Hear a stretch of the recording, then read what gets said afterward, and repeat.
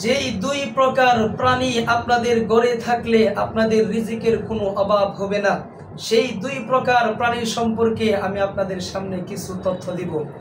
আমার প্রিয় ভাই এবং বোনেরা, আপনারা অন্যান্য আমলগুলো করার পাশাপাশি আপনারা যদি এই দুই প্রকার প্রাণী লালন পালন করেন, আপনারা যদি তাদেরকে খেতে দেন, তারা যে জিকির করবে, তারা যে আপনাদের জন্য দোয়া করবে, সেই দোয়ার বদলতে আল্লাহ পাক রব্বুল আলামিন আপনাদের রিজিকের অভাব দূর করে দিবেন। নাম্বার এক নাম্বার হচ্ছে বিড়াল।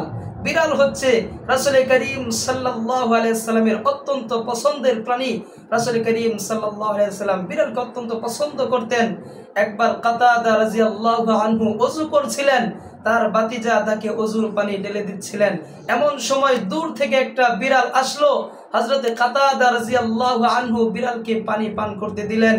এই অবস্থা দেখে ভাতিজা চাচাকে বললেন, চাচা আপনি বিড়ালকে পানি পান করতে দিলেন কেন?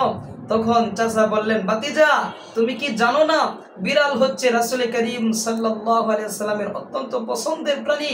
রাসূল করিম সাল্লাল্লাহু আলাইহি সাল্লাম বিড়ালকে অত্যন্ত পছন্দ করতেন। আর এই বিড়াল যদি আপনাদের ঘরে থাকে তাহলে কি লাভ শুনুন। আল্লাহ পাক বলছেন, ইউসাব্বিহু লিল্লাহি মা ফিস সামাওয়াতি ওয়া মা ফিল আরদ।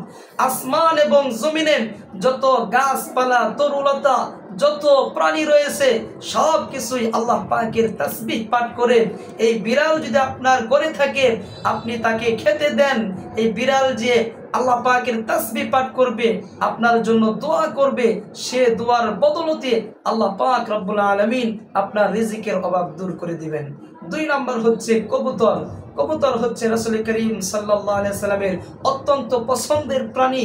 এই কবুতর সকাল সন্ধ্যায় আল্লাহ পাকের তাসবিহ পাঠ করে, আল্লাহ পাকের জিকির করে।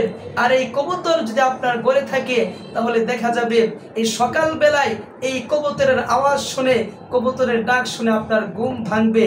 আমার প্রিয় ভাইরা, এই দুই প্রকার প্রাণী অত্যন্ত বরকতময় প্রাণী। এই দুই প্রকার প্রাণী আপনার ঘরে থাকলে আপনার ঘরে বরকত আসতেই থাকবে, আপনার ঘরে বরকত আসতেই থাকবে, রিজিকের অভাব দূর হয়ে যাবে। সেজন্য রিজিকের অভাব দূর করতে চাইলে অবশ্যই এই দুই প্রকার প্রাণী আপনারা লালন পালন করবেন। আল্লাহ পাক আমাদেরকে আমল করার তৌফিক দান করেন।